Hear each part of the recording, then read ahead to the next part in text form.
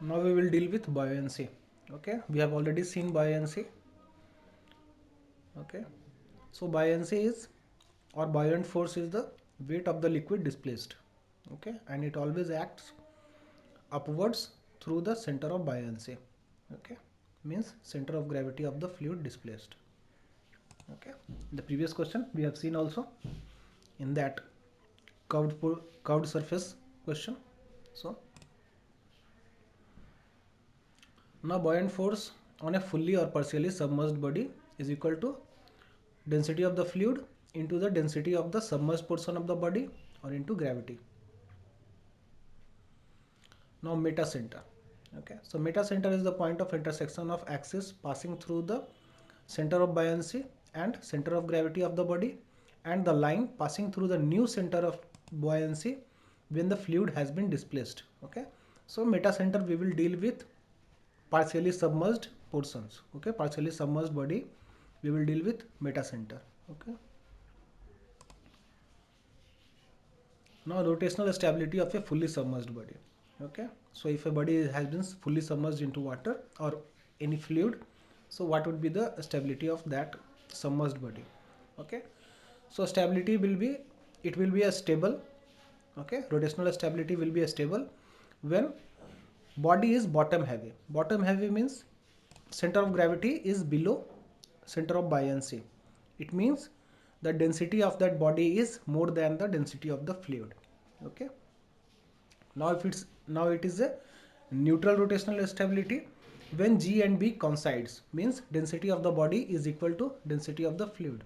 Okay, and unstable when G is above B, means density of the body is less than density of the fluid. Okay, so a stability condition is always that G should be in the lowest. Okay, in partially submerged body rotational stability also. So you have to understand that in the stable condition you have to know that G should be in the bottom. Okay, if G is at the bottom, then it's a stable condition. Whether it's a partially or fully submerged body, if G is at the bottom, means it's a stable condition. Okay, so stable when G is at the bottom, neutral when G and B coincides, and unstable when B goes above the G. Okay,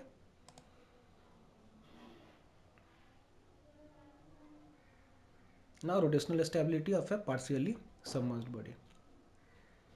So stable condition is G at the bottom. Okay, bottom heavy, and GM is positive. Okay, metacentric height is positive. So we will have first metacenter, then center of buoyancy, and in the last we will have center of gravity. Okay, so MBG coming from the top. Okay, restoring moment when we have metacentric, then center of gravity, and then center of buoyancy. So this will give a restoring moment. Okay, so M is above G and G is above B. Okay, still GM is positive here. Metacentric height is positive, and B at bottom. Okay, so it's MGB. Okay, so you have to understand that GM is positive here. Okay, so bottom heavy means a stable, GM positive means also a stable. Still restoring moment is here, so it will get into this its position. Okay, because metacentric height is positive. Now neutral, when metacentric height is equal to 0, means G and M coincide and B at the bottom. Now overturning moment means the submerged body will be overturned when displaced from its position. It will overturn if GM is negative. Okay, means GMB. Okay, B at the bottom, M in the middle, and G on the top. Okay, so this will give overturning moment because GM is negative here. Okay, so in partially submerged body you have to have metacentric height as a positive for the stability. Okay, now computation of the metacentric height is equal to Bm minus Bg. B is the buoyancy, M is the metacentric height, and metacenter point. Okay, M is the metacenter, B is the buoyancy, G is the center of gravity. So metacentric height Gm is equal to Bm minus Bg is equal to minimum area moment of inertia. Okay,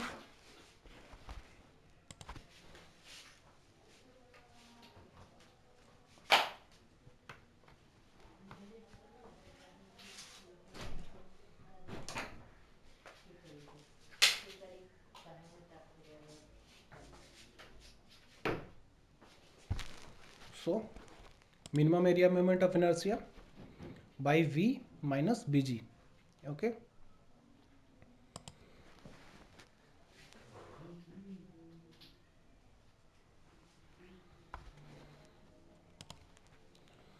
So what is I mean? I mean is the minimum area moment of inertia. Okay. And V is the volume displaced. Okay. Of the fluid.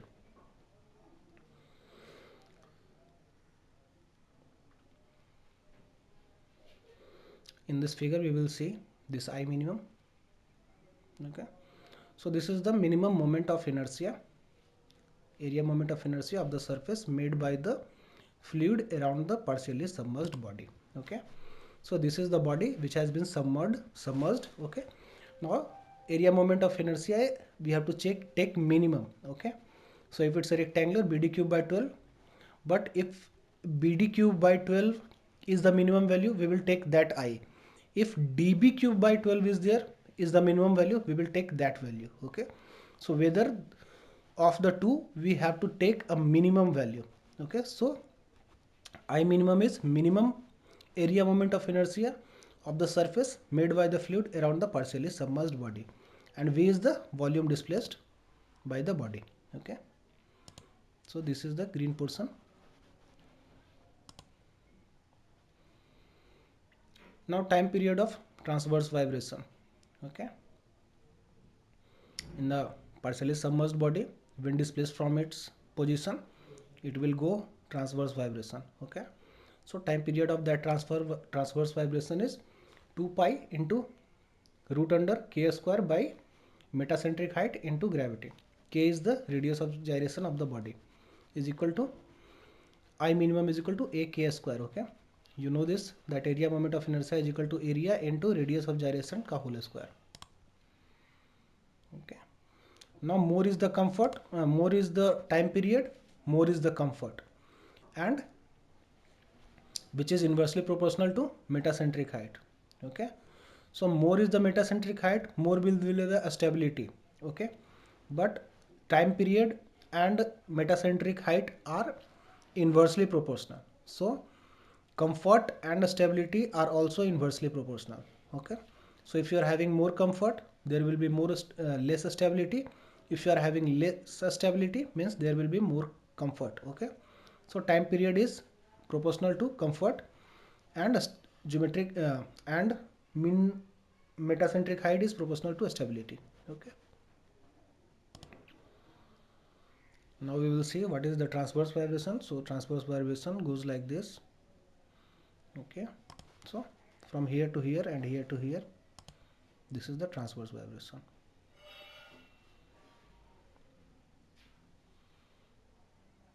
Like a boat. Okay. Now this is the normal thing, that if you are having the more density than the fluid, the body will sink. If you are having the same density as the fluid, the body will float on the surface. If the body having less density than that of the fluid, it will remain on the surface without dipping. Okay. It will not go inside. It just remain on the surface. Now for partially submerged body, we equate the buoyancy and the weight of the body. Okay. So V submerged, yani submerged portion of the body, submerged volume of the body. Okay. Rho F is, this is buoyancy term. So buoyant force is equal to submerged volume of the body into density of the fluid into gravity, and is equal to weight of the body. So weight of the body is volume of the body into density of the body into gravity. Okay. So this is the weight of the body and this is the buoyancy. Okay.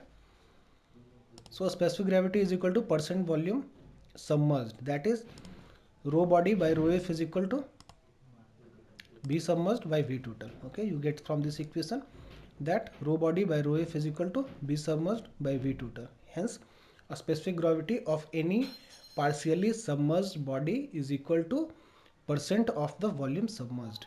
Okay. Now we have a question. Okay. Asked in questions. Okay. Asked in various examination, that if you are given the weight in air and weight in water, how will you compute? So weight in air is rho Vg, means rho is the density of the body and rho W is the density of water. So in water, it is facing buoyancy, so weight gets reduced. So rho minus rho W into Vg. V is the volume of the body. Okay. So now why we are not putting this minus a rho air in this? Because density of air is very low. Okay, even the density of water is 1000. Okay, so if you are having more value than 1000, so this is just negligible part. Okay, so density of air is very negligible compared to this value, so we just reject this. Okay, so we take the weight in air as rho Vg and weight in water as buoyant force minus the weight of the body. Okay, so weight of the body minus buoyant force. Thank you.